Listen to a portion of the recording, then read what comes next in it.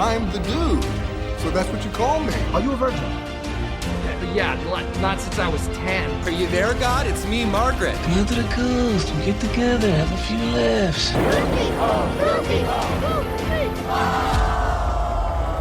Gentlemen, you can't fight in here. This is the war room. Can I return it if it doesn't fit? It always fits. Eventually. Welcome back to Movie Mingle. I'm Caveman. And I'm Maggie. And today we're on episode 19. Yeah. Almost done with our first 20 for season 2. We are. So close. I know. But we just watched Selena. Selena. I'm pretty sure this was my first time seeing Selena. Also my first time seeing Selena. Ah. This was a movie that I picked because over the past year and a half, my coworkers, Marianne and Rosie, have introduced me to a lot of music that I've been aware of, but not really aware of, In other words, I grew up with Selena. She was active around the time I was an alive human being. And Sure. I remember her death. I even remember when it happened being like, oh, fuck, this is really sad. I was really sad, and I really acknowledged how sad other people were for it. She's always been a part of pop culture, and she's always been out there. And yeah, in the last couple of years, I've started to discover her music, and it fucking slaps, dude. Selena's music, which is Tejana music, which is one of the types of very popular Mexican music that exists. I've been listening to more and more of that genre and her music and other bands lately because, Mexican music is some of the happiest music on this planet. Even when it's a very sad love song, it is still so happy. Yeah. So it's many also bangers.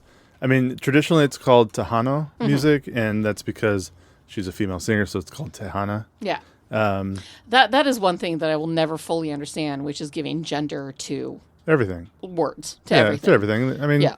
That was something in German that I could not understand. There's fucking 5 words for the in German, and you have to know the gender and or the specific reasons to use it. And I'm just like, it's a lamp. It's one of the hardest things about learning another language. No, it's not necessarily my brain memorizing what the Spanish word for house is. Fucking grammar. But it's a grammar, and it's and you know what? English and grammar it's even is equally accent, ridiculous. and that came around a lot in this movie was just your accent alone. Oh yeah, could make you. Are you an American Mexican or a Mexican? Mexican, yeah.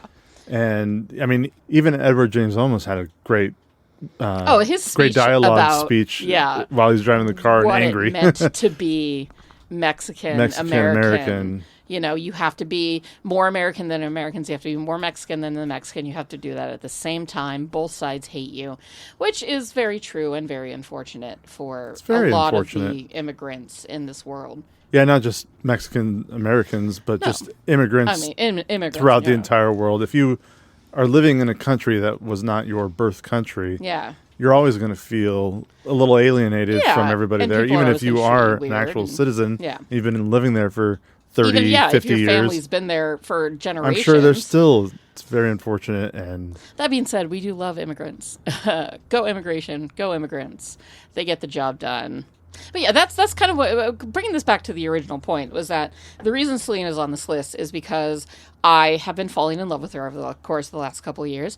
I knew the movie existed, and I wanted to watch it. And also, I wanted Caveman to experience it too, because not only is he super open to all types of music genres and all types of stories and all types of movies, but I wanted him and I to both learn more about the experience of this incredibly popular woman. She is still the biggest selling Tejana musician.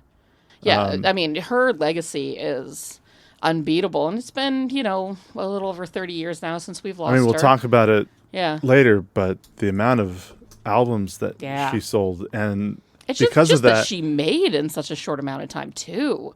But because of this film, her music got even more because exploded. I think the soundtrack to this album beat her own albums. Of course it did. I'm pretty sure. It was 59 times platinum. It was an insane soundtrack, and that's just the soundtrack to this movie that has her music on it. Yeah. So her music alone, her albums alone. If you haven't listened to any of Selena's music, just go to Apple, go to Spotify. I'm an Apple user myself. Does Spotify have like essential playlists? Like, like listen to all of her best of stuff. It'll show you her top songs. Yeah. But not necessarily albums. Just go. But I usually play. I usually look at a person's top hits. Yeah. And then see which album is repeated most often. If they're new, if I heard one song from them and was like, I like this person. Yeah. Maybe I'll just immediately go to that song's whole album. Yeah. Apple makes playlists that's like Selena Essentials, which is basically a playlist of their best. I'm sure Spotify does, but I don't do it a lot. But nonetheless, just go listen to some fucking Selena.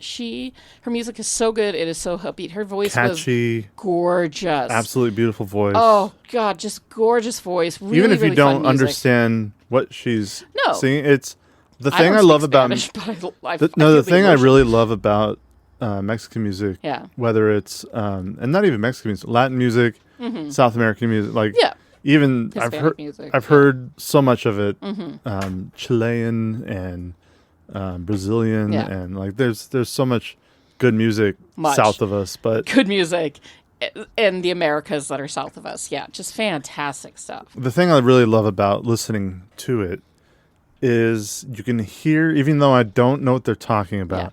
I can hear the emotion and I know. You get the vibes. So much vibes from just the way they're singing. Yeah. Not just tempo. Yeah. But you can hear the passion they're putting into their singing, their playing.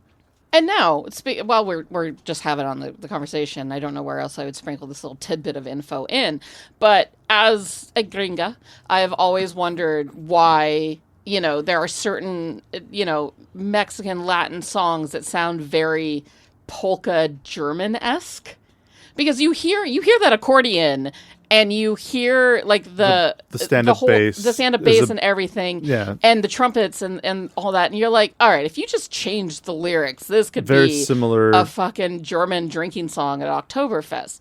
And the whole reason behind that is because of German and Polish immigrants in the Southwest and Texas and in that part of... I don't actually know what parts of Mexico are close to Texas. I only know parts of Mexico are close to California. But, the Tex-Mex border, if you will. Yeah.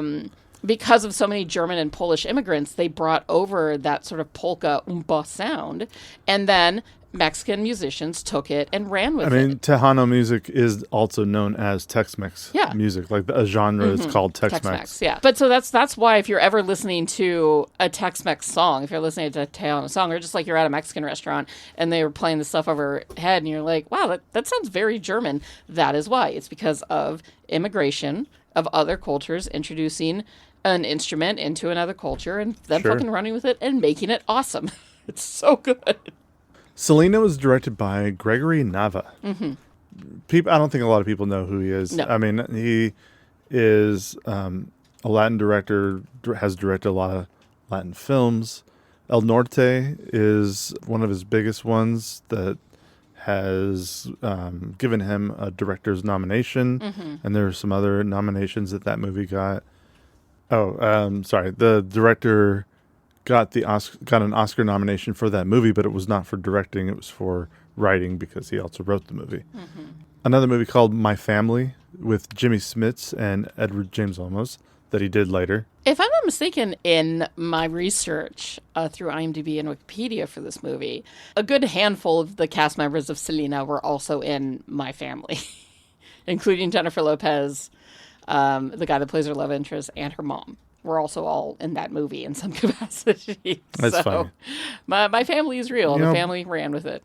Also, God, bring back the actors that everybody did a fantastic job in this movie. Yes. I thought they acted as well as they could, which made them act very real, which made the character itself very real. Absolutely. But it wasn't always good acting. But there were times, and I know we're going to talk about it when we get into the actors, but there were times where I was just believing that Jennifer Lopez was Selena. Oh, Jennifer Lopez did an unbelievable job. And even though she is a Puerto Rican New Yorker, she was fucking nailed made it to be Selena. Selena. And then Edward James Olmos I really enjoyed. I fucking love Edward James Olmos. I mean, he's Edward James Olmos. He's great. And how do I teach these kids? The two of them were the strongest part of the film. There were plenty of other actors who were... There's some ups and downs. But a lot of these actors, I don't recognize a lot of stuff they've done since. So. Well, no, and they didn't. And but everybody's very mid, but I feel like it's not about like what they did later. Yeah. That movie that Wagner Moura was in last year called The Secret Agent, really great movie. And one of the things I really liked about it was that the actors in it just seemed real, like real people. Yeah. And some of the acting, specifically Selena's boyfriend. Oh, Selena's boyfriend that was rough. He was probably the worst of them. Yeah. Like, because the rest of the family, I mean, I love that we're getting into this already. The rest of the family, again, there were some ups and downs in terms of like acting skills and whatever the scene called for, but it made them feel more real. And thus it was easier to just be like, I am just watching this real family interact. And then the boyfriend came along, and there were parts where I was like, this guy couldn't act his way out of a fucking paper bag. And other times where I'm like, this man is acting! We'll talk about it later. Talk about it later. Man, that rooftop scene, or wherever that was taking place by the dumpster. That was so bad. Anyway. But it's still a great film. He also did another movie with J-Lo later called Border Town. And this that is was the director. Yeah, this was still the director. Yeah. Antonio Banderas and Martin Sheen. If you ever want to check Border Town, I forget what it was about, but when I was reading the synopsis, I'm going to assume it's a town on the border. You're right. Gregory Nava also wrote Selena. Mm-hmm. He's written a lot of the same movies that he directs. One movie that he didn't direct but wrote was Frida. With Selma Hayek. I love Frida. Not directed by him, but directed by Julie Taymor, who I really like. Yeah, I mean, Julie Taymor is such an accomplished, stunning visual director. Oh. And while I will never like Titus... Watch Titus with me. I might watch it with you. I think it's been long enough that the terror that was Titus in my life when I saw it as a teenager. But... that movie is so visually fucking striking. It's so I've never beautiful. seen Frida. You've never seen Frida? I've never seen Frida. No. And when I was thinking about Frida, I was just like, Frida and Selena both seem like they both kind of, like, I know one was an artist and one, I mean, they're both artists. Yeah, but one was a painter, the other one was an entertainer. Yeah. But they both just seem like these two female artists that I don't know a lot about. Mm-hmm. But have seen them everywhere. Constantly in pop culture. Like you were saying earlier that you remember Selena's death, or at least... no, I remember when it happened. I don't. I have no memory of who Selena was before this film. Mm-hmm. Before the trailer came out. Yeah. I don't think I had ever heard of Selena. I may have heard the music. Yeah. But I didn't know her as a person, that she was this... Mm-hmm. huge icon that... she died in 95. You were 14?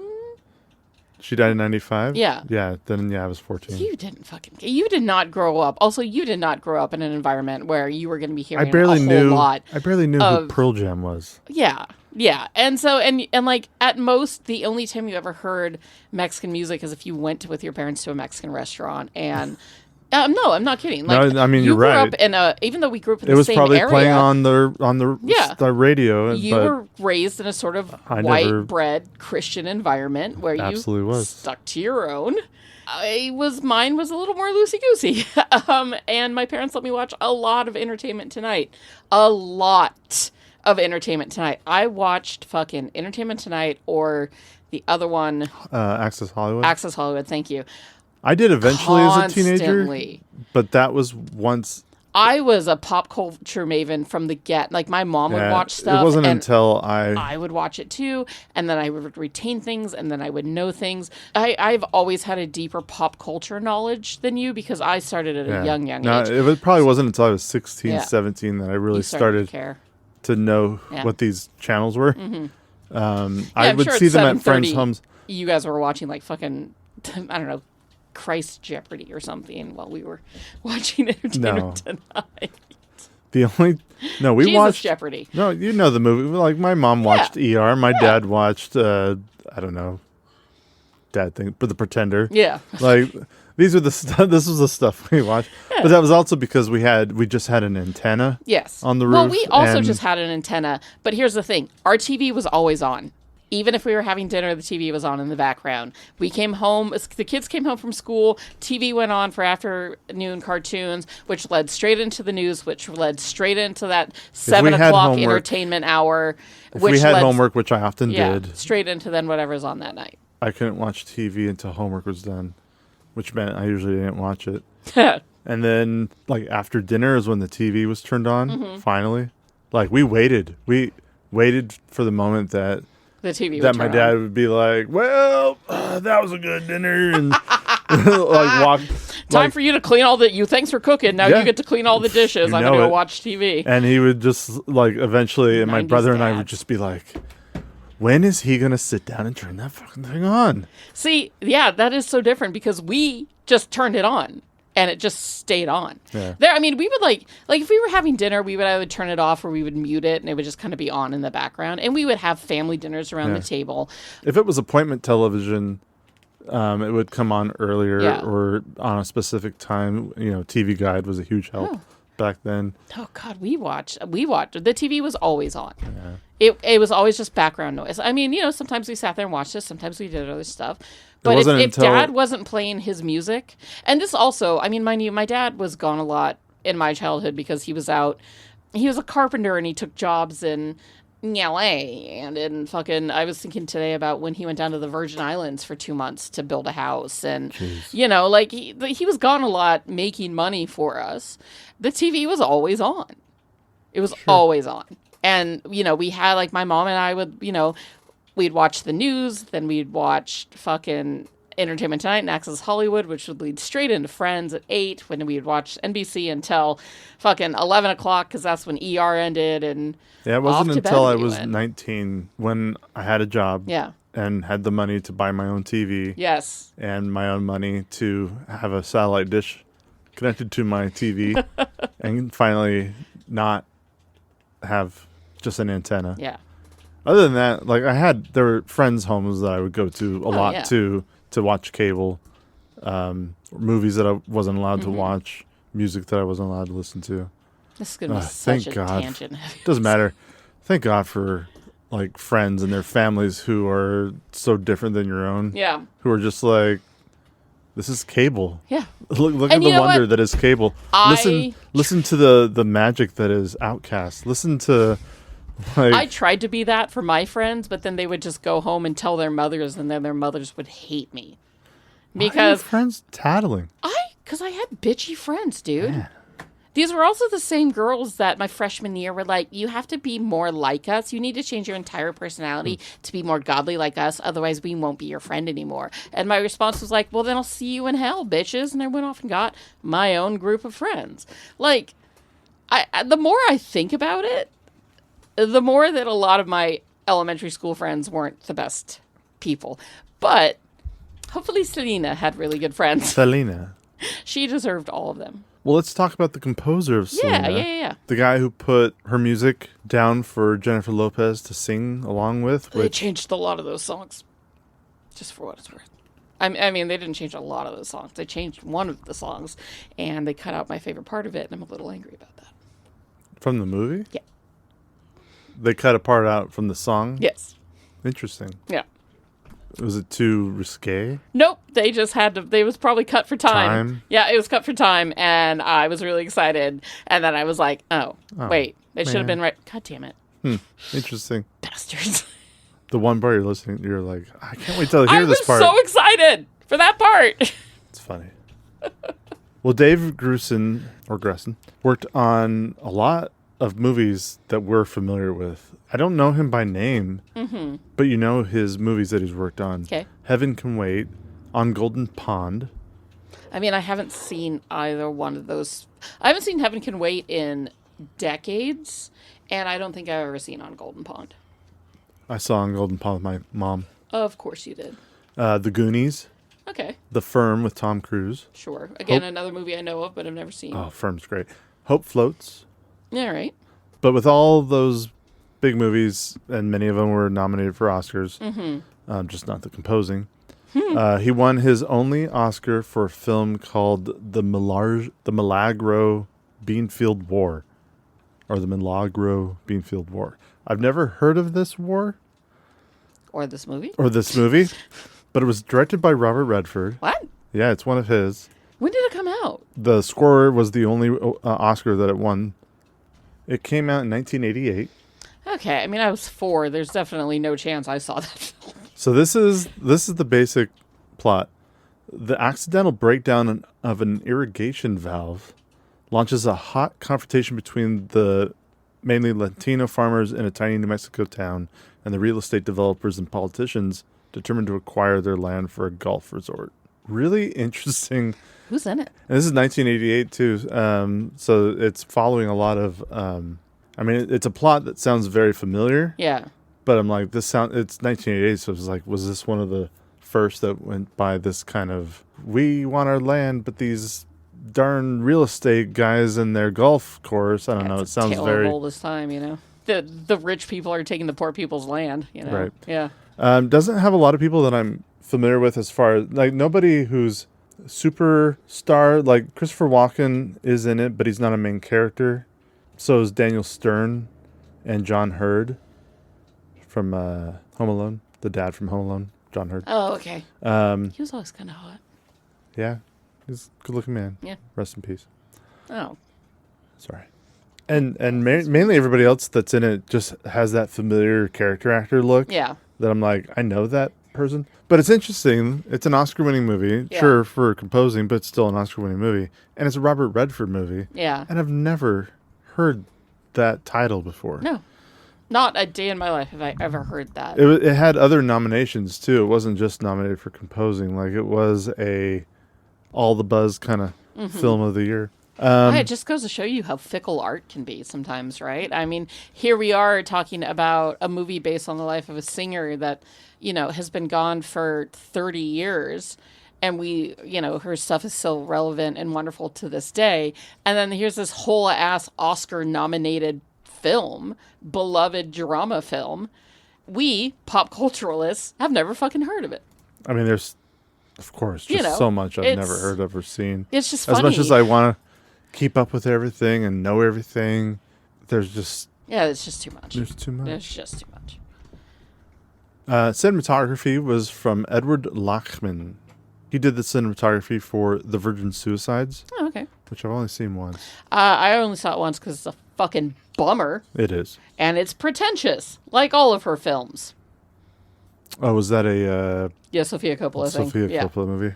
Yeah. Fucking pretentious and so goddamn boring. You've only seen one of her films. I have actually seen more. I have seen The Virgin Suicides, sir, because James Woods was in it, and I had a thing for him for a minute. Okay. Name another movie of hers you've seen. Marie Antoinette. And then I've seen fucking Scarlett Johansson as an 18-year-old with Bill Murray in Japan. Oh, I know you don't like that movie. Fucking pretentious. It's a fine movie. Pretentious.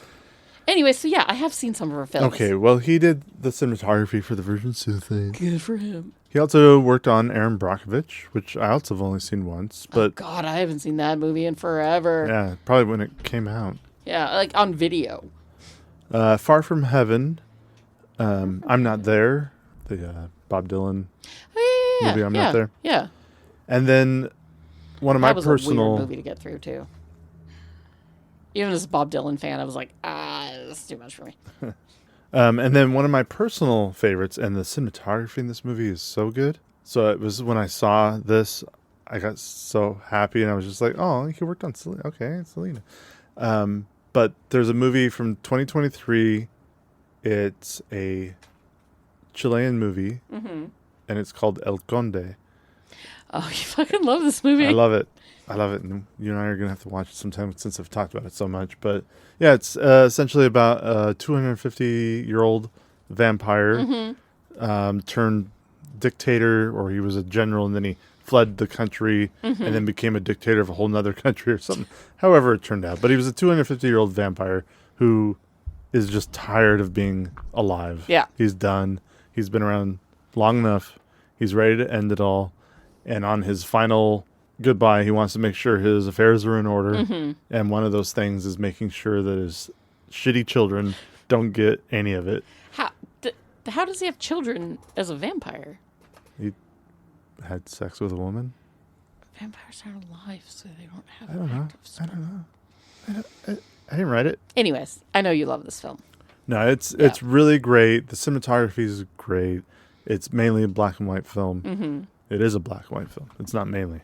It is 100% a black and white film. But it's really good, and I believe it's on Netflix if people out there want to check it out.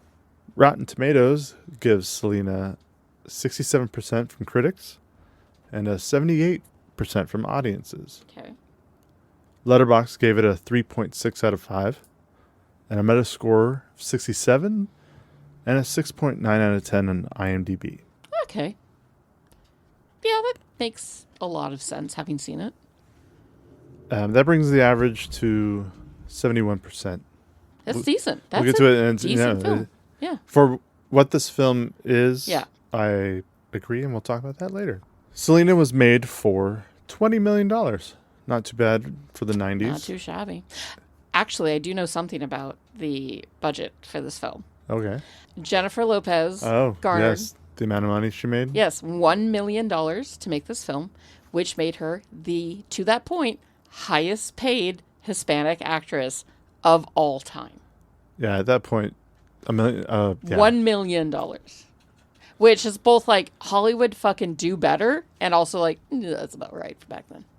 But good job, Jennifer Lopez. Good job, Jennifer Lopez. Especially because she was not... Oh, no. This movie helped make her career. It did. Yeah, it made her career. Absolutely made her career. And understandably, too, because fuck is she good in it. But, 2 years after this movie came out, she came out with her first album. Yeah. Which is because of fucking Selena. Rocketed her career. Yeah. That first album she did was huge. It was a huge album for her and put her on the map. And she really hasn't stopped since. So it was made for $20 million and it made $35 million domestically. And interestingly enough, had no international theatrical release. There's no international sales like things on this movie. Why wouldn't they have released this movie in Mexico? At the very least. Like maybe some other places throughout the world, maybe, but I don't see it being a big movie in China. But America, sure, because they produced it and distributed it. Yeah, sure. But then second country to get it should have been Mexico. Fucking Mexico. I don't understand why there were no... and even during its 25-year anniversary re-release, it was just in America again, and it made less than $500,000. Fuck is Hollywood racist? The money they are missing out on if they just... Well, the real money... Yes. Yeah. For this movie was because of physical media. Yep. And not just because of laser discs, VHS, and DVDs. Yeah. But 100%, well, not 100%. 75% of it is... At least 75%. No, a good majority of the money that Selena made was from soundtrack sales. The soundtrack sales. Now, how much of that goes to the director, the writer, well, the same guy, or, I guess it depends on the contract Lopez and all of, it depends on the contract they signed. It's the way the system works. Yeah. It's not their money. I mean, look, it was made for $20 million. You got paid to do the job, and that's your pay. Yeah. Unless you are, like The Rock or somebody. Yeah, and you get that producer's credit. Or you get a little off the back end. Yeah, I don't think Jennifer Lopez is a producer on the album. She barely even sang because nobody wanted to hear anybody else's voice but Selena's. So, Selena's music was dubbed on top of her voice, basically, and she lip-synced most of it. Very well, by the way. Very well. No, the whole thing looked great, and because I've heard Jennifer Lopez sing, when you hear Selena sing and you different. When I was watching, I'm like, I believe that she's singing. 1,000%. Yeah. You know who I didn't believe was doing the singing? The young the fucking version. little version of Selena. I even put in my notes, how? Specific. Okay, I'm going to open my notes right now. She was a cute little girl. Don't get me wrong. She did the best job she could. But when it came to the singing, she was belting out a voice that was years older than hers. I wrote down, they either need an older actress for young Selena or a younger ADR singer. Yes. Because it was she sounded 10 years older. She sounded fucking 10 years older. She's supposed to be 6? Yeah, 7, 8, yeah. I thought Edward James almost said, like, my kid's 6, and this is... I thought it was 9. The actress might be older. I thought she was 9. I don't think she started singing it. So that's not a 6-year-old. That was like at least a 9-year-old. I know it's not a 6-year-old, but I'm just saying they never... The person playing that the voice never the was same age. The voice was atrocious. I wrote down a note about it. The voice too. was so noticeably bad. Not the voice of the singer. No. But the lip syncing. You can hear you can hear an older voice, obviously, compared to a younger face. I wrote down and they that didn't match. I wrote that voice was too old for that kid. Yeah. She needed a younger ADR voice. Yeah. Or the actress needed to be portrayed as with an old. I couldn't wait until we jumped forward in time, though. Yeah. Like, I was kind of tired of the child actors. And also how Edward James, almost his character, the father, treated his family. His family, like... Dick huge dick. And it didn't really change until the very end of the movie. Yeah. His and that's character not even arc in took reality. so long. Of course. How much did this movie make in sales? There are no home media. So 35 million is the only thing on record. Oh, so you don't know what the home media sales were? Other than the fact that this album went 59 times platinum. Jesus Christ. It's millions. That's millions. They're saying 3.5 million, at least 3.5 million copies of the movie soundtrack. Mm-hmm. And that's not the movie. Yeah. So you got to imagine that the movie sold gangbusters. It's a lot, and I bet they definitely made their 20 million back. Oh yeah, I mean, they made it the first time around with a 35 million run. They made a good amount of money off of this Selena movie. Yeah, is what I'm saying, and her music. So I hope the family got something. Oh. Well, I mean, considering the dad and what a savvy businessman he was, there was a back end there for the family, absolutely. Which is kind of gross when you're talking about a dead kid. But. Okay. So here's the thing, right? One of the reasons why he ultimately decided to make this movie or have the movie released, especially even 2 years after later. The death. Yeah. One of the main reasons was that the dad, I think that this was a part of the dad's grieving process, but he already had started to write down the memories of the family, right? He started to catalog everything. And then he said that because there were so many rumors and mistruths and fake news surrounding not only Selena, but also her death, that he wanted to set things right, to literally put out the definitive record of what and who Selena was, and do it close enough so that people would know, that it wouldn't be 10 years down the line and people are like, well, no, I still think that she was a whatever, that she had 16 toes and the movie's over here, no, she didn't. So the opposite of what Madonna was doing with her biopic before it got canceled. Yes, it was much more about, I think it ultimately came down to the dad's process of handling his grief and looking back at the life that he shared with his family, and because this was a family affair, and he acknowledged how hard it was to do with the family going through the grief process. But I think that when you look at it now, 20 plus years later, you're like, oh dude, that guy was, this what is a great process that he was going through in it. And I'm sure it was terrible then. Yeah, obviously. Yeah, and it's still terrible now so because young. Oh my God, I couldn't imagine. Yeah, but being able to look at this movie now, it's got to be a much better, it's such a wonderful movie in the sense that I don't know this person. I didn't really know her at all until this movie was coming out. So this movie gave me an opportunity to learn about this real person's life and what a promising entertainer she was. She had already, the things that she accomplished in such a short time, in less than 25 years. Yeah, right. She died at 24. No, she died at 23. She was 23 years old. So in basically she started singing when she was 9, in 15 years from when she first started to sing to her awful death. That was 15 years. That's nothing. It's a blip. It's a blip. And she did so much. So much. Yeah, and that's the thing. Like, it's always one of those things where you're like, who this person could have been. What they could have done. By now. Like, the in 2026. Made. I think she'd be in her 50s now. Yeah, she was born in easily. 71, so she's 10 years older than me. Yeah. The things that... Oh, yeah. The art she could have made. Yeah. The art any of them could have... I mean, Oliver Tree just died. And while I only knew his music basically through clips on, like, TikTok and whatnot. But he was still a so promising artist. And then I read the obituary that his family put up about him, like, a week after he died. And it was such a beautiful testament to the artist that he was. He was always creating art. He was always creating content. But by content, I mean art, music, stories. He was a comedian. I've been seeing his videos pop up on TikTok where he's out there doing goofy sketches with his friends. Like the artist that man was, and we lost him so young.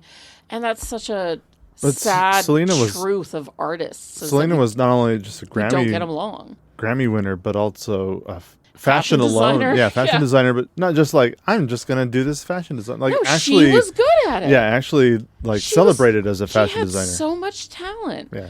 And, yeah, I mean, the life she could have lived and, what we could have had from her, the same could be said for Mama Cass, for fucking Hendrix, for Kurt Cobain, Heath Ledger, Van Gogh, like... Art, River Phoenix. I mean, artists all don't these things that you're like, get a long time. What would have been like to see some of these future projects? What could have Stevie Ray Vaughan have done? What would Buddy Holly have done? Or just be with their families longer. Not even the art that they did, but just the time of... The tragic thing about life is finite. It is. And there's no... It is. And none of us know how long we're going to be here. And some people make the best of it because they've got a short time and others don't, fame is fleeting. Yeah, fame is fleeting, but so is existence. One moment you are an idol, just praised and worshipped and like legitimately an idol. Yeah. 30, 50 years down the line, nobody remembers your name. But icons live forever.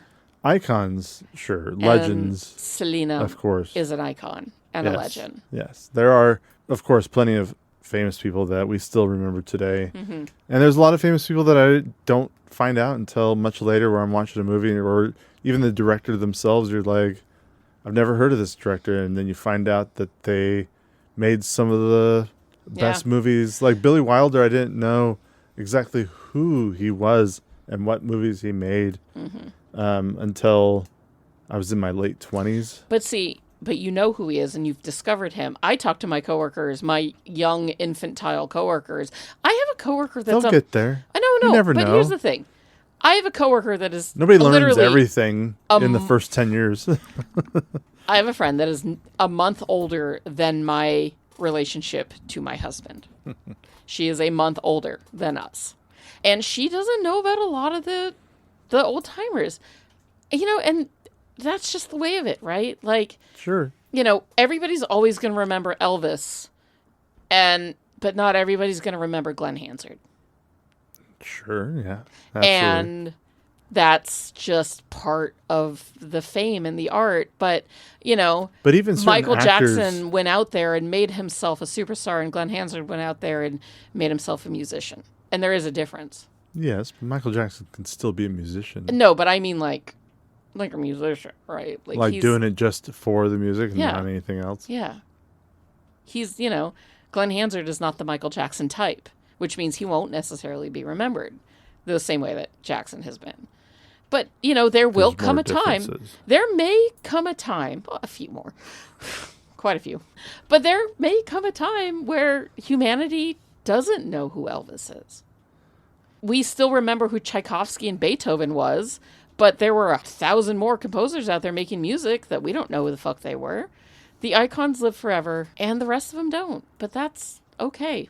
But man, it is so weird, though, when you mention an actor or musician from your, not even like childhood. No, but like your teenagehood. Teenagehood, or even in your 20s. Yeah. And you're like, this is somebody I really like. And then somebody who's just maybe even 10, 15 years younger. No idea. No idea what you're talking about. And you're just like, how do you not know this person's name?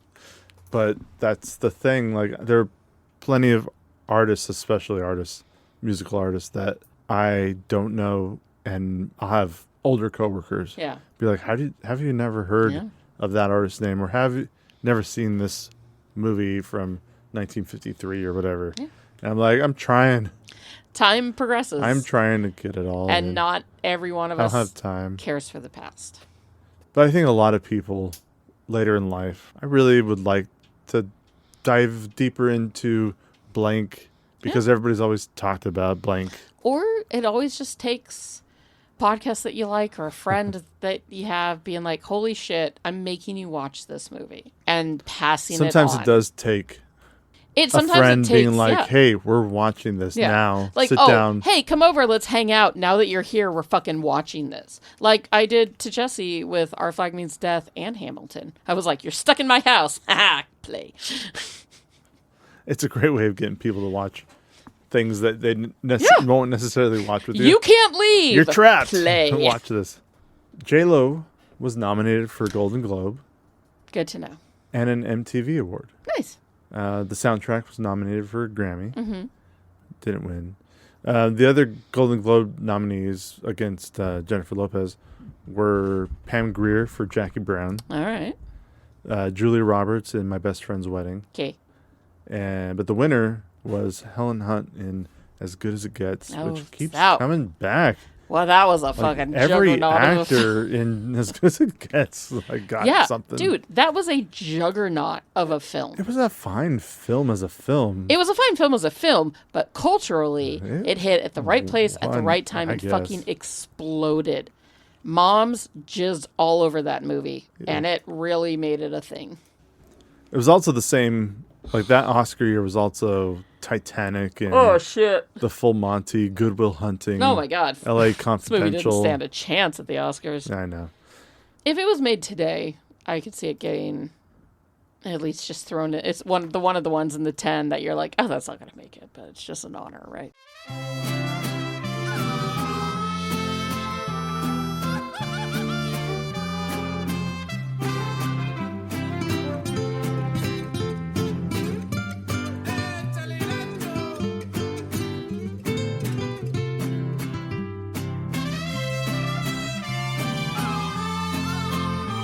So on to the cast. Obviously, we're going to start with the titular character of Selena, played by Jennifer Lopez. Jennifer Lopez? J-Lo herself. Oh, J-Lo. God, do you remember when she was just everywhere? I mean, like, well, yeah, and it was mainly because of this movie. No, I'm talking like real big just explosion. No. I'm talking about like the benefit of it all. Oh. God, that was I tuned out after that. Ridiculous, but it dominated pop culture for so long. Obviously, Selena just exploded her career. Mm-hmm. She was in Anaconda, which is one of her biggest known movies. Yeah. I mean, IMDb will make you believe it's Made in Manhattan or Hustlers or whatever, but no, it's Anaconda, Selena, Out of Sight with... Out of Sight was a huge movie. With George Clooney, directed by Steven Soderbergh. Mm-hmm. Which I don't think I've ever seen. One of my favorite movies with Jennifer Lopez in it is The Cell. Mm-hmm. It's such a freaky, weird, gross... The Cell. It's a Why am I seeing like a red, bloody cage in my head? Is that what I'm thinking of? It's not too far off. It's essentially her face, which is pretty pale. Yeah. And then she's wearing a red dress, and that's taking up the majority of the poster. poster. There it is. Yeah. If Clarice could enter the mind of Hannibal Lecter? Well, either Hannibal Lecter or even Buffalo Bill. Mainly Buffalo Bill, because they're looking for, this lost woman. girl. This woman has been kidnapped. Yeah. But the dude, the villain, who of course is Vincent D'Onofrio. Of course. Is that Vince Vaughn? I'm watching the trailer as you're describing it to me. It is Vince Vaughn. It's a really weird movie. The CG for 2000, the year 2000, was pretty good. There's this really memorable scene. There's this really memorable scene of a horse being split in like 10 pieces while still being alive. You could see it breathing, heart beating, muscles moving, but it's all like clear blades that went through it and separated it, and then you get to see its moving parts. I have a vague memory of that. It's a weird, like there are things, there are images. It's very surreal, very heady. Not too heady, but just the world that it pushes you into, because you're looking into these people's subconsciousness. Anyway, she was in Geely. Of course, she sort of hit it big as one of the fly girls on In Living Color, one of the dancers that would come in and out of commercials. And ironically, Chris Perez, I think it's his name, right? The boyfriend's name? Selena's husband said that they used to watch In Living Color on the tour bus together, meaning that Selena actually did see the woman that would, like, just a few years later portray her. That's weird. Yeah, that is kind of crazy how it works. So yeah, like, you know, they never knew in those moments. And so yeah, she's done a lot of things. Like, obviously there was a time where she was like in all of the rom-coms, that most of which I haven't seen. She did a lot of like action movies with various people. A lot of them I haven't seen. I think I appreciate Jennifer Lopez's music more than her as an actress. But I was very intrigued by Kiss of the Spider Woman that came out last year, which is a film with Diego Luna.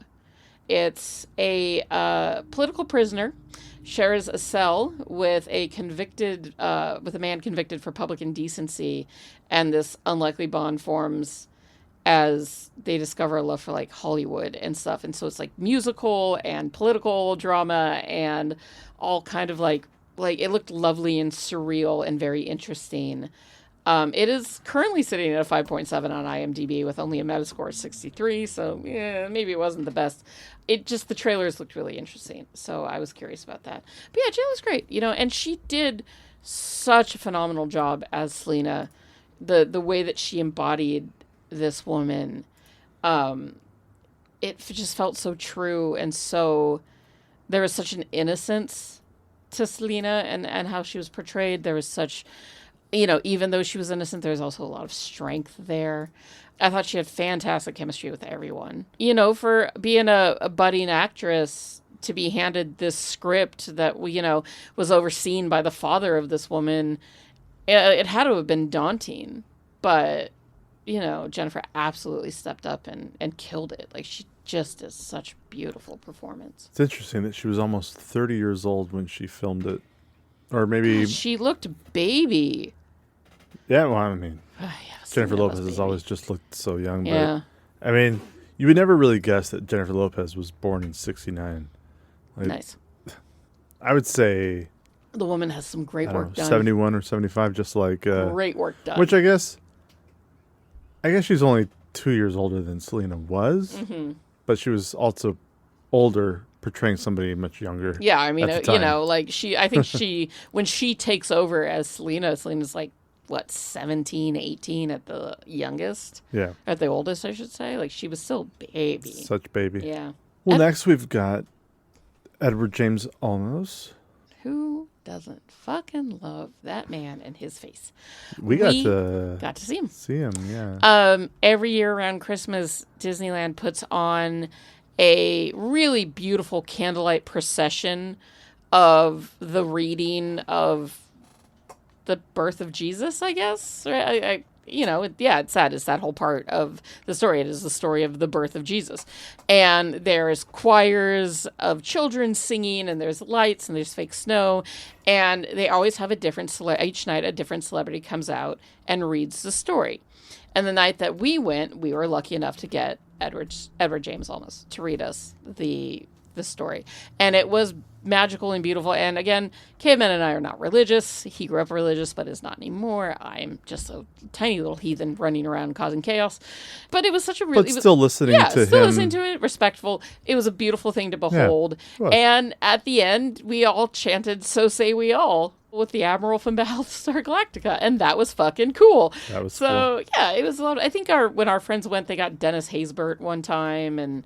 it's a really fun thing. If you ever happen to be at Disneyland around Christmas time and you feel the want to listen to this, it's always a very interesting thing that they do on Main Street too. But yeah, so we have seen him in person. We've talked about The Road to El Dorado before, the animated movie. We really need to watch that. He plays I believe the chief in that movie. Kevin Kline, Kenneth Branagh, Rosie Perez. Fun movie. He was in Coco. Yeah, I think he has a bit part as Chicharron, who is the, I think the guy that's dying, the skeleton that's passing away that the granddad sings to. I guess apparently he had a big part in Blade Runner, but I am not aware of that. Yeah, I think he was, in the first Blade Runner, he was, I believe he was Deckard's, I think he was Deckard's boss. Apparently he has a part and or a cameo in 2049 too. I think I first knew who he was because of Stand and Deliver, which was when I was in middle school, like the movie that got put on for substitutes. Like we didn't get, elementary school was done. You did not get a Disney movie when a fucking substitute came. We got, if we were in history, it was history movies. If we were in math, it was Stand and Deliver. If it was in English, it was always fucking, something to do with whatever we were watching. And I got Oliver Stone's JFK. And you got fucking JFK, which is insane. But Stand and Deliver is absolutely like almost every single one of my math teachers would make us watch that movie. Of course, it was parodied, and I quoted it earlier on South Park when Cartman goes, and how do I teach these kids? But yeah, it's a really beautiful story about a math teacher in an inner city school trying to teach the kids. We all love those feel-good stories. And I've seen it so many times, but never outside of a school classroom. Yeah. I don't think I've ever seen that movie just like from beginning to end on my couch. When it comes to The West Wing, a show that I absolutely love, I firmly believe that after season 3, it becomes diminishing returns and it becomes more of a soap opera and less of a political story. But they're still talking down to you as if you don't know politics.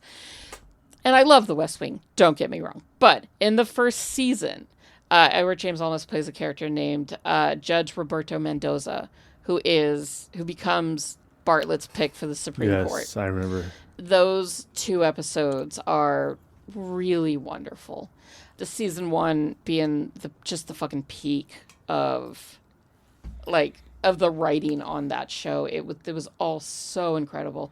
But yeah, Mendoza was a very important character. And he's done a ton of things. He's a consummate character actor.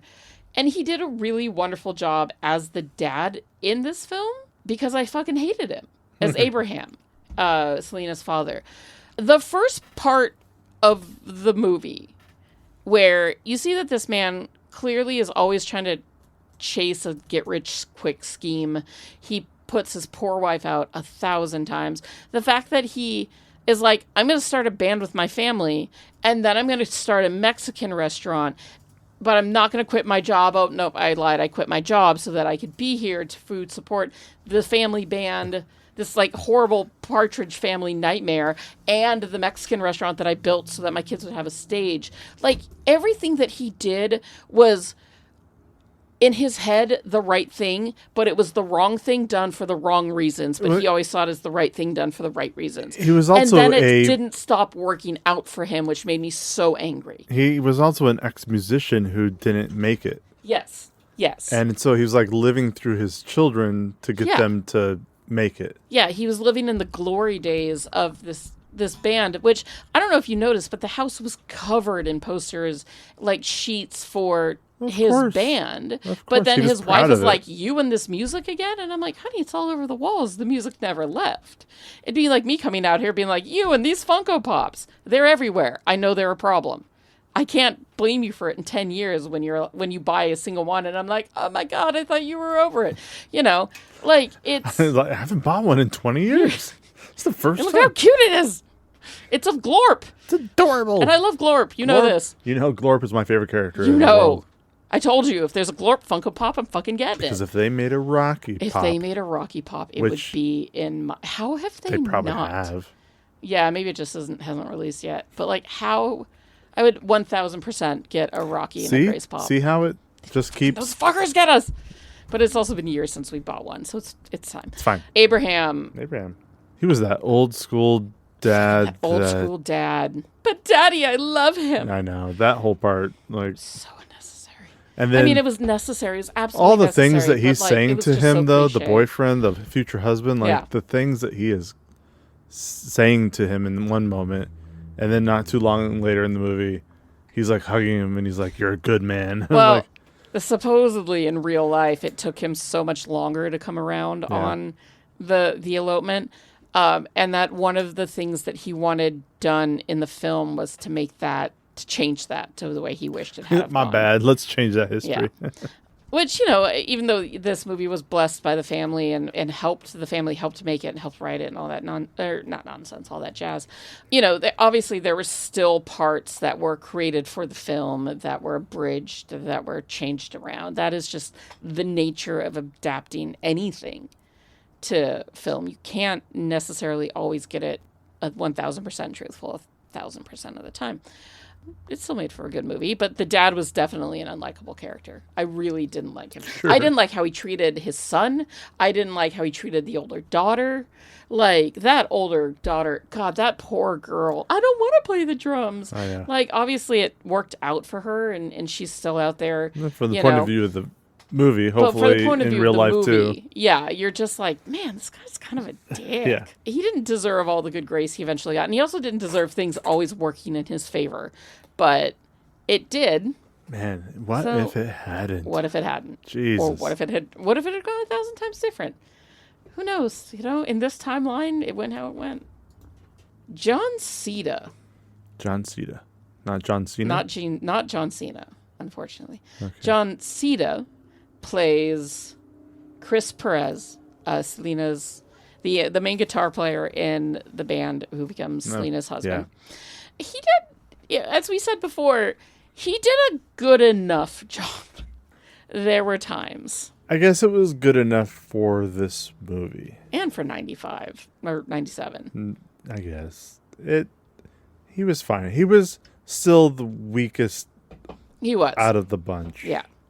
And I don't understand it, and I don't understand why it had to be included in the film. But they showed us that Chris was out there partying with his friends like they were like they're rock stars, and I don't know who the friends were. Right? Like they just showed up. It was just all of a sudden he's with this metal band that's destroying a hotel room, and he's just watching. Editing was a little rough. Yeah, editing, or at least the story with the editing together. Like, there was not enough explaining on what the hell's happening. Yeah, there were a lot of scenes where you're like, all right, I guess I'm just in it. We're just figuring here it now, out. Yep. And I don't know. And that was one of those scenes. And they spend so much time showing the destruction of this hotel room. And then it turns out that, like, Selena's dad has to pay for it. And he's so pissed off and blah, blah, blah, blah, blah. You know, Selena and Chris have this moment by a dumpster. That was such a weird... I mean, here's the thing. It was such a set. Like, I've never seen a set so lit like a set. Yeah. There were some things in this movie like that stage. I'm like they had a stage, like a lighting guy who had only worked on stages before. And then there's like a ladder that he's leaning against, or some fucking scaffolding or something. Yeah, the scaffolding like, to like a prop to be a, like. It was like they turned around and went, "Oh, we can just film it right here." Like, I know that our first area went down, but we could just... The set is just sitting here. We could just... So put some light on it, whatever. There were things that they changed. Like the moment where Selena and her mom dance by the sea never happened. That was made for the movie. And what a sweet and tender moment. Sure. And I love it, right? Like, yeah, you gotta add it's a beautiful thing. Good touching moments for movies. Then there was like the loose whitey tighties that her dad wore to bed. Oh, yeah. That could have just been a pair of pajama pants. Like, was the dad like, oh no, I always slept in my whitey tighties? There's some choices made. Anytime a movie, a director or a writer or whoever is in charge of deciding what the actor is wearing. Yeah. Like, in this scene, we're going to have you strip down to just your tidy whities. Tidy whities that are loose and awkward. But like total dad tidy whities. Don't get me wrong. But loose, like a size too big for him. Now, is that a sort of Hispanic thing where a lot of Hispanic dads of that age, that's what they wore and that's what they went to bed in? And so anybody of Hispanic heritage who's watching that is like, oh, that's my dad. It was definitely pre-boxer briefs. Absolutely. Boxer briefs were an amazing invention. They were a game changer. For guys. But like he could have just been in pajama pants? Or does this real man... I don't know if this is specific to Hispanic. Well, just like... Or just dad from the 90s. That was a very 90s dad thing to do. But like, But just the movie in general. I'm talking about movie in general. Like, hey, Edward. Well, okay, yeah. We need you to do this. Hey, Eddie. Hey, Eddie. We got this scene. Hey, Eddie J. Eddie J.O. Like, did Edward James almost like... Insist? He's like, no, my dad wore his tidy whities. This man wore his tidy whities too. Or did the man himself say, I wore tidy whities, and if you get it wrong, how dare you change that? But they couldn't have changed the set of the fucking dumpster love confession scene. There were some choices made, but none of they're not egregious. It's just, nitpicking something that we find. Nothing super egregious. The dumpster just, was a little egregious. A little, yeah. But we're also nitpicking a film that we enjoyed. Because that's what we do. Anyways, back to John Cena. He's been in some stuff, but not a lot of it I recognize. He's done a lot of television, which is great and good for him. He's out there. He's a working actor. Maybe I've seen the episode of House that he was on, or he was in Bad Boys 2. But he did a good job. He was probably the weakest. Bad Boys 2? Apparently. Ooh, I wonder if he... Third Watch, like Law and Order. The man... Trying to think of some characters that they may have... The man is still out there working, and I say good for him. Wait, is he a reoccurring character on Third Watch? No, he had 7 episodes. Oh, okay. Well, I mean, that's not terrible. You know what's crazy? Wild tangent. I still remember the series finale of Third Watch very vividly, and there was a song that I really liked that I got off of it that now I need to go back and re-find. But I still think about that series finale, and I couldn't tell you anything else that ever happened in that show at all. But I remember the series finale. Ooh, that'd be good. Was the Third Watch intro music, was that Crystal Method? Maybe? I don't know. You know what? We're going to deep dive. We're going to find out later if Third Watch intro music was Crystal Method. It wasn't Fatboy Slim. I want to say it was like Crystal Method. And it wasn't the House one, which was done by... the one with the beetle on it. Yeah. Savage Attack. No, Massive Attack. Massive Attack. Thank you. You're welcome. Lastly, this film is filled with, a whole host of people. The brother and the sister both do a fairly decent job, but neither one of them have been in a lot of stuff that we know, since. And her whole band was fantastic. I loved the hype guy backup singer that was just always there with the mullet. He was fantastic. There were record execs here and there. It's going to be hard for me to find somebody for Timothy Olyphant to play, that's for damn sure. But the last person that we are going to bring up is Lupe Ontiveros, who played Yolanda. And when I saw her on screen for the first time, I growled because that fucking cunt. Because you knew exactly who it was. Yep. And I was just like... Yeah, it's a bummer, but it's part of the story. What you know her from as the maid in The Goonies. I saw her credit there, and I was just like, oh, okay. Yeah, she was the maid in The Goonies. She was also in Gregory Nava, the director's movie that he got an Oscar for writing, El Norte. She was also in As Good as It Gets. And Universal Soldier, which was directed by Roland Emmerich, which we talked about in our Independence Day episode? She is gone now. She died in 2012. She did a fantastic job as Yolanda because you can't just help but hate her. One thing that I think is unbelievably shady and absolutely fucking perfect, when she took this role, she was 55 years old. Yolanda was 35 when she murders. Damn. And I just feel like that's really fucking shady, and I love it. That is petty, and that's the kind of petty that I love. Where they were like, you know what? Fuck you, bitch. We're going to get the oldest actress we can. And they found a very good one, too. Well, she does. Director was working with somebody he liked working with. Yeah.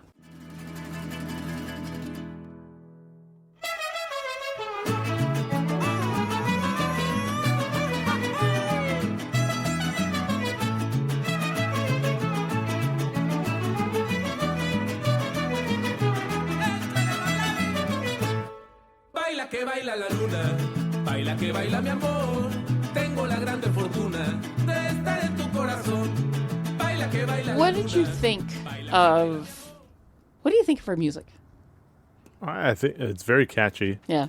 I don't imagine. I can't ask you if you have a favorite song, but because I don't even expect you to know. I don't know her music well enough to even know titles, let alone like specific ones, but through this movie and some music that I have heard I've played passing her for you in the car, and I know her English songs. Dreaming of You especially is kind of like the biggest one, and I like it all. There's nothing I dislike about her as an artist and performer. Bitty Bitty Bum Bum's pretty fun. Bitty Bitty Bum Bum. Bitty Bitty Bum Bum. Yeah, it's, like I said, it's all very catchy and you can understand why people were into her music. Yeah, one of my favorite songs by her, and it might even be my favorite, is the disco melody that she performs at the beginning of what becomes her last concert at the Astrodome. And she sings a melody of like 4 or 5 disco songs. First of all, it's upbeat and fun because that's what disco is. This is how the movie starts too, is it starts with this last show, very much in the vein of like, nah, son, he's got to think of his whole life before he goes on stage. And it wasn't that bad of a music biopic trope, but it was close. But anyways, in this song, she is singing Last Dance by Donna Summer, and then she goes into The Hustle. And that smash cut from Last Dance to The Hustle in that song is one of my favorite musical transitions ever. It makes me so happy. And when they cut that from the movie version, I was just sitting there like 4 minutes in, just like, this might lose them a star. A whole star. Not a whole star, but I was like, it's the best part. How do you skip that? I was glad to learn about her life. I was glad to learn about, I don't think I knew that it was a family affair. I really genuinely, I mean, somebody might have told me in passing, like, oh yeah, her siblings were in the band too. But I didn't know that it was a family band that catapulted her into superstardom. I had been told about the fact that, you know, she was performing music in a genre where women were not respected and not treated well. And I think that was definitely, I think that obviously she wasn't the only trailblazer to get women into Tejano music, you know, like female artists, but she was the biggest one and remains the biggest one. Yeah. But like, that was something that I had to learn, like, oh, she wasn't respected for her music for a time because women weren't supposed to sing this music. I love that her brother and her dad wrote all the songs. Like, I really loved the family affair that was her life. Watching movies like this, it changes your perspective about who an artist is and the struggles and the stories they go through. And I really liked it. I really enjoyed this film. You know, we were talking earlier about Abraham, the father, wanting to tell the true story. He wanted to dispel his daughter. Any rumors. Yeah, and one of the reasons it wasn't just rumors. There were 8 unauthorized biographies, 6 documentaries, and 2 unapproved biographical films that were put out. Like there was so much. Well, there was so much. Or was it just that people were starting to make them? I know the documentary. I'm sure the documentary is real. I don't know dates on when things were released. Or titles or whatnot. But because of these things that were happening, this led Abraham to start working on an authorized version of his daughter's life. People were just so desperate for answers for the truth. Yeah. People who didn't know her would just there's make a film just because. Sort of sick consumerism around the death of a star, right? Well, yeah, it happens still to this day, you know. Her murder was, they say that like in the Hispanic community, it was just equal to John Lennon or JFK or it was Elvis Presley. Thing. And again, it was a huge thing that I remember happening. I remember seeing the pictures of the hotel. I remember seeing people wail in the streets and be so sad about it. That was something that I just vividly remember. And it was, not only did the world lose a star, but again, she was so young. She was 23 years old. I got married at 22. Like, she was so fucking young. And I know that because I remember that. Like, it's insane to think that we lost this cultural phenomenon so young. And I love that society has, to this day, fucking hated Yolanda Salazar so much. I'm going to quote or paraphrase a little bit from Wikipedia here. When it comes to Yolanda Salazar, Saldivar. The jury deliberated for 2 hours before finding Yolanda guilty of murder. She was sentenced to life imprisonment with eligibility for parole in 2025. She has spent the last several years of her life in a isolation cell to keep her safe from all the imprisoned and incarcerated Selena fans that want vengeance. There were, the Mexican mafia put a hit out on Yolanda. Like, this woman has been sought for vengeance from the community that loved Selena from the get. But yeah, she's in a isolated cell. She spends 23 hours a day alone in her 9-by-6-foot cell. And she was denied parole in 2025, and the next review is set for 2030. But I'm going to assume she will never see the light of day. Probably not. And nor should she. What a cunt.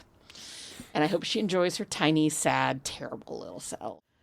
I was nervous about how this film was going to handle her death. I'm glad they didn't show anything. I'm also incredibly glad that they didn't show anything.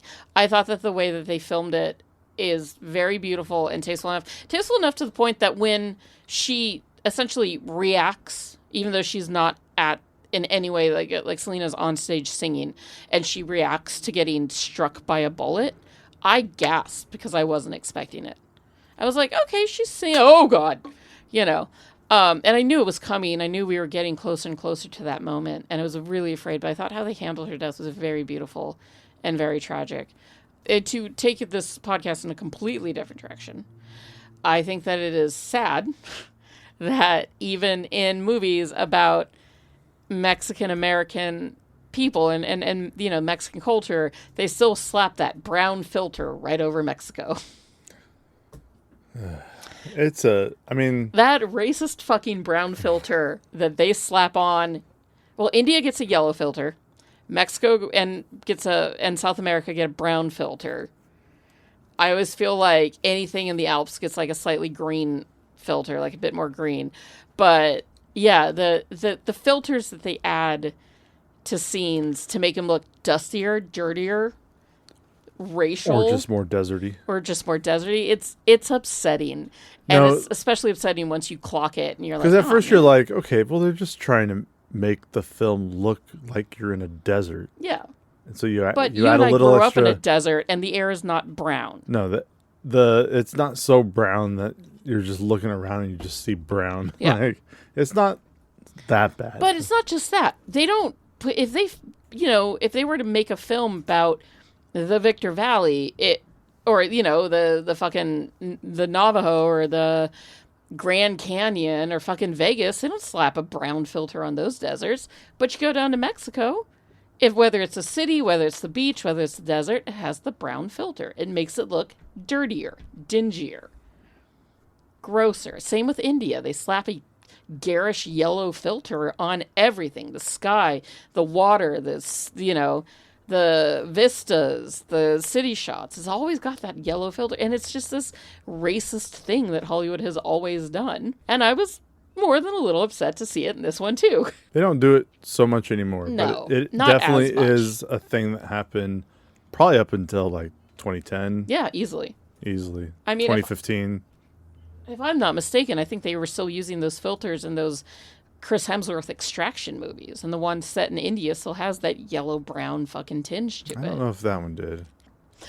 One thing that I had to look up when we were watching Selena win her Grammy, which a question that popped up was, does Jennifer Lopez have a Grammy? I don't know. She does not. So her accepting that Grammy is as close as she's gotten. Well, who's to say she won't have it one day? I think Selena won a Grammy back in the time when it was easier for smaller musicians to win. I don't feel that way anymore, but I also haven't watched the Grammys in years. But it seems more of a popularity contest these days than it used to. Oh, is that when why? It comes to like best albums, best songs, things like that. Is that why Taylor Swift keeps winning? First of all, Taylor Swift hasn't won in a very long time. And secondly, the fact that the Tortured Poets didn't get anything is fucking criminal. A lot of people didn't like that album. The lyrics, the words, okay. the poetry in that album. Okay, we gotta move on. But we're not here to talk about my lord and Taylor. I'm here to talk about Selena, who I love. Her outfits were so cute. And that's another thing that I remembered about her. The editing to go... seeing her in that jeweled bustier. I remembered seeing her in that fucking purplish red outfit that she wears at her last concert. The editing going from performance to performance, showing all the different... The bitty bitty bum bum. Bitty bitty bum bum. That sequence where she's performing at night, during the day, her, it's like 4 or 5 different concert performances that are literally sewn together with a twist of her body was so clever. That's where I was very impressed by the editing. I liked the essentially music video editing that they put into the songs. They would have like Selena in the middle, and then on either side would be just like, images of the crowd or images of the band or whatnot. It was a very like 90s music video cinematography. And I thought that was really cool that that's how they did the songs in this movie. I found that very, very clever, and I was very impressed by it. Tell you one thing, though, and I can speak from experience. Telling your father that you eloped is not a fun conversation to have. What? What do you mean? Oh, yeah, no. Dads totally love it when their daughters come up to him and be like, hey, you know that guy that you don't really like? He's my husband now, and we didn't invite you. I don't know if my dad will ever fully forgive me for that, but... Because I'm such a terrible person. No, I don't think now he feels that way. Now. Because he's gotten to know you. But I think that if anything, it's got to be the devastation of not being there to see your daughter get married. Well, don't be a dick. That's the biggest. Hard to ask that of him. Well, that's why you didn't get invited. And then when your mom tells you it's him or me at your wedding, and you're like, well, my husband, and he doesn't, so I guess it's you. She not only did she get a Grammy, but she also got to have her own little Pretty Woman moment. I loved her little Pretty Woman moment. Now, I wonder if that was actually real or if they put that in. Doesn't matter. Nonetheless, I love a good suck it up, stuffy white lady moment. Look, as a white woman, there is no people that I love seeing getting their comeuppance more than other white women. Because I know what we're like. And while I'm over here, one of the cool ones, I'd like to think I am. It's true. I'm invited to the barbecue. I'm fully aware of this. At least by my Mexican friends.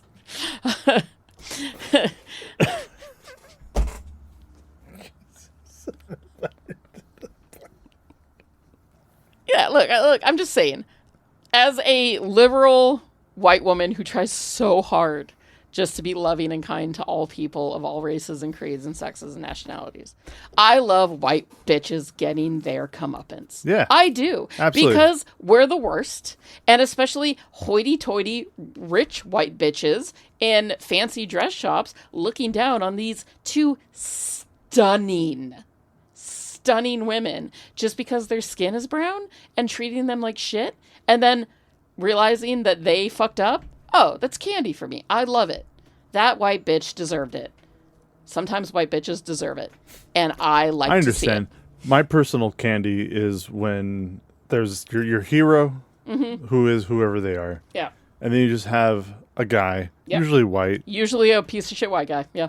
In a 3-piece suit. Who is so, but it doesn't matter what he's wearing. But he's so confident that he is superior. Yeah. And then your main character shows him that he's nothing. Yeah. Just shit on the street. Yeah. Oh, it's just so satisfying when the tables turn. Can you give me an example of that off the top of your head? My best example is usually superhero movies where a guy just thinks that he can take, or like John Wick. John Wick is like the best candy there is, especially the first one. Because all those bastards get killed? Because they're so confident that they are better and they can take out John Wick. I mean, it's any martial arts movie that I grew up with watching, whether it was Jackie Chan, Jet Li, or... But it's also in Captain America where the big, beefy, burly guy thinks that he's going to be the one chosen to become the next great super soldier, and it turns out that it's Cap, it's little Steve. But, he's the guy that is, that everybody thinks should be him, but he can't get the flag off the pole, and he doesn't jump on top of the grenade, and, just because he's still skinny. Just because he's big and bulky like Jimmy Mulkey and cocky like a motherfucker, he's not It's Captain the cocky America. guys. It's the cocky guys that... Seeing them getting taken down. It's just so... I could just eat that all day. Yeah, and for me, it's white bitches getting their comeuppance. Well, we both have our thing. So, Maggie, what would you give Selena out of 5 stars? Well, now here's the problem. Okay. I thoroughly enjoyed this movie. I thought it was really wonderful. I've got my qualms with it, and my qualms are big enough with it. And I think to me, it feels like a 3.5. Oh, that's exactly what I was going to say. You and I swear to God. I know, it's getting I was just ready similar. to say, I even wrote it down in my notes. I was like, I'm giving this movie 3. And it's I'm starting not to do because that it's now, too. a bad movie. No, there's nothing, 3.5 does not mean bad. No, it's just that there were technical parts of it that were rough, even for... There was lighting issues. There's lighting issues, there's editing issues, there's story issues. Acting issues, it all adds up. And... It does. And although, we're giving it sort of a mid kind of... It's a bit of a mid. It's a kind of a mid movie, but it's also... it's also good. Entertaining. Yeah, and it's worth 2 hours of your afternoon. It's worth it. And it's worth learning about Selena. There's plenty of mid-movies that are worth watching. Oh, yeah, absolutely. Yeah. But this movie is worth learning about Selena and her life and her music and kind of all the things that she went through. It's worth it for watching this young artist do incredible things with such a short time. Yes, it has a tragic ending, but they handle it very deftly. And we can all just be a little bit grateful for the fact that we know that cunt Yolanda is going to rot in jail until her very last breath, and then she's going straight to hell, and it's going to be pokers up the butt forever. And you know what? She deserves it. I definitely... And you want to be one of those people with the poker. I sort of hope that when I'm in hell, I'll be like, hey, can I get onto the Yolanda line? Can I get on the Yolanda line? Like airplane? Airplane with the line of people slapping? Exactly. Yeah. Yes, I hope that I get to slap that bitch across the face in hell one day and be like, how dare you? While Selena's up in heaven, putting out her 300th gold record up there. I like the idea of them cutting records in heaven. Of course, why wouldn't they? I mean, they should. They should be.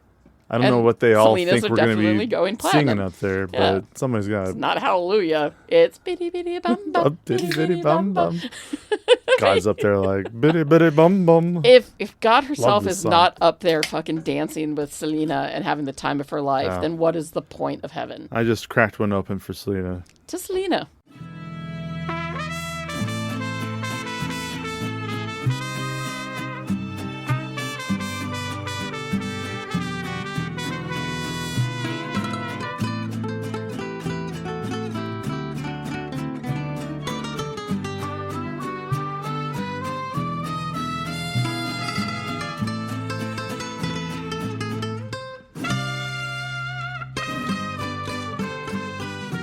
So, Maggie. Yes, honey. I have 2 questions for you. Geek it. There's a beaut. Sometimes you gotta dig deep to find what you're looking for. So you made it. Is this heaven? If it were, we'd be eating Pop-Tarts with Kim Novak. Yeah. No kidding. What are you doing out here? Searching, same as you. These days, they got a name for just about everything. Doesn't matter what they call you. It's the deeds make the man. You came a long way to find something that isn't out here. Don't you see? It's not about you. It's about them. What is that from? Rango.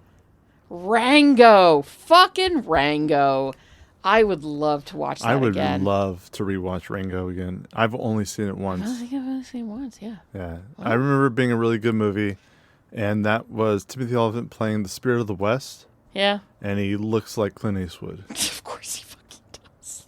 It cracks my shit up that this skinny fucking swimmer built, like, born in Hawaii, California surfer boy has become one of our best cowboys. Right. One of our best, and I mean, I kind of like associate him in a post Clint Eastwood world. In a post Clint Eastwood world, this man is one of our best fucking cowboys who hails from Kentucky. Yeah. Even though he was born in Hawaii and raised in California, you know, and when you meet him, I don't know, I've never met him, but like you see all his interviews and he's just this laid back fucking old surfer dude. He's a potter, for fuck's sakes. Yeah. He's a potter. He does. No wonder you like him. Pottery. But he's one of our best fucking cowboys. And so is Seth Rogen.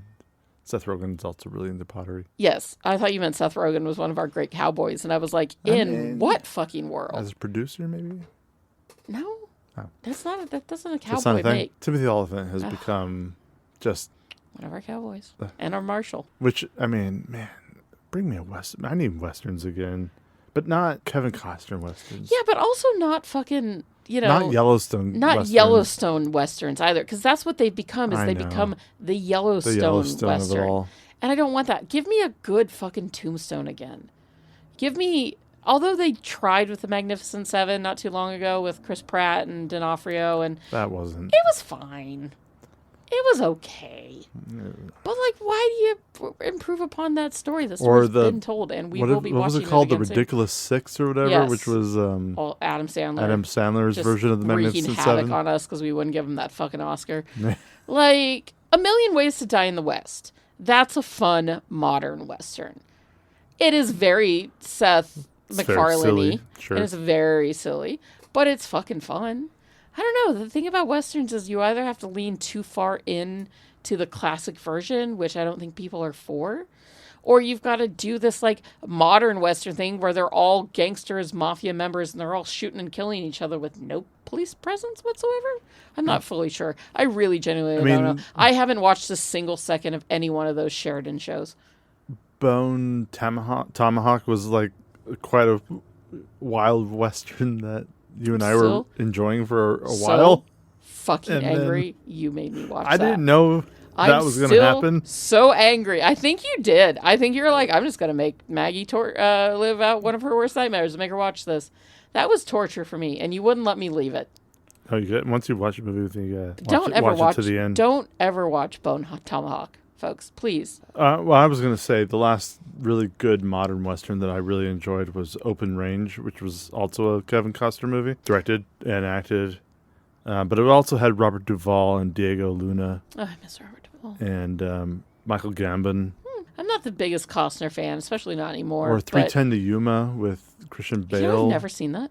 And that I would watch. Christian Bale and... Was that from Gladiator? Was that who that was? Oh, Russell Crowe, yeah, it was. It was? One great modern Western was The Harder They Fall. Which was a Netflix Western with a predominantly African-American cast. That was a fantastic movie. Fantastic film. I mean, you know, it was Jonathan Majors played a big part of it, which is unfortunate. He was so good. But there were so many other actors. But there's so many other actors in that movie. The director was very talented. And when they go to White Town, it's the funniest fucking thing. It's one of the funniest goddamn things I've ever seen when they roll into White Town. Ballad of Buster Scruggs is also really good. That's an interesting, that's multiple stories. Multiple stories.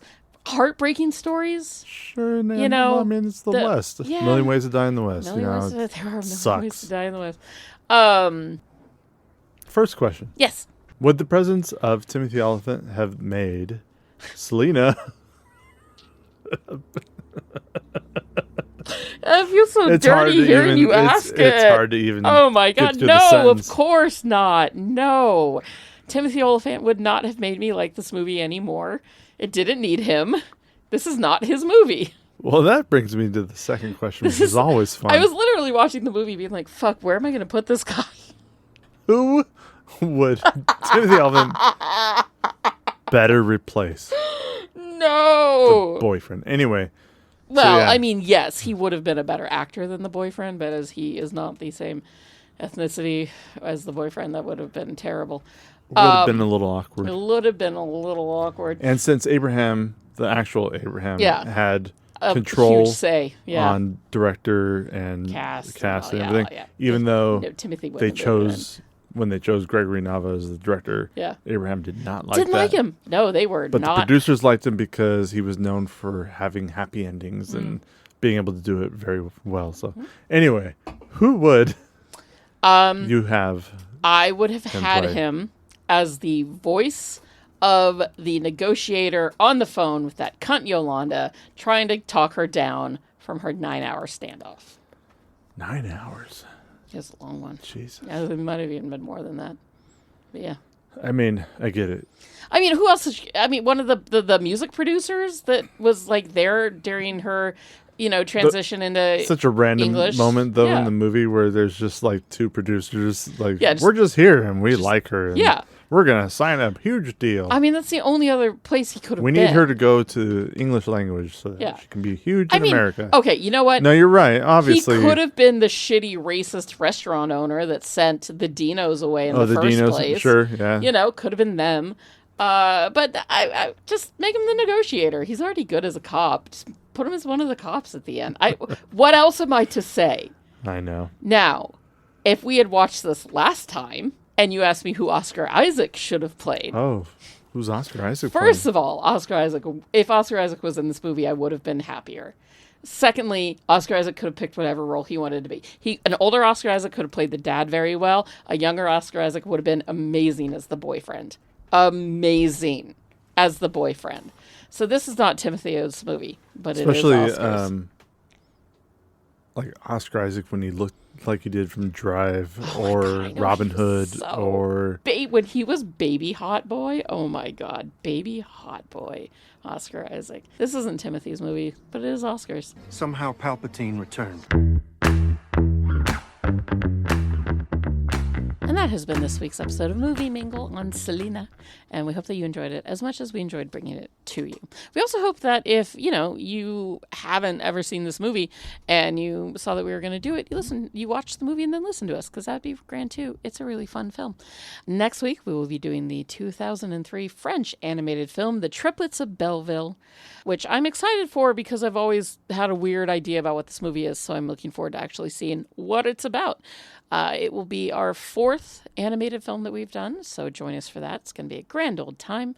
As ever, you can find us on Instagram, Threads, and Letterboxd at Movie Mingle Pod. You can find us on YouTube at Movie Mingle Podcast, and you can write us any of your thoughts and questions, comments, and concerns at movieminglepod@gmail.com. We would love to get your letters. Take care of yourself in this big, wide, crazy world out there. Be safe, be happy, be kind, and be leery of Yolandas. Even if they're not called that, we all know who they are. So just keep an eye out on them. Go discover music and movies from a genre or a language that you're not entirely used to, because you're going to find some great stuff. You're going to find some bangers and some really good films. Now go mingle. Adios. How do I reach these kids? Are you an effective team? We are an effective team. Let them fight. How did you just do that? I'm a really good lawyer. Here on Caladan, we've ruled by air power and sea power. On Arrakis, we need to cultivate desert power. Welcome, Mr. Beach. What's that bar? I'm a little confused. Well, we wouldn't want that, would we? I don't want to brag, but I will. I was in the Avengers. The Avengers? Yeah. That's great. Thank you. What is that? I'm gonna make him an offer he can't refuse. Toga, toga, toga, toga, toga.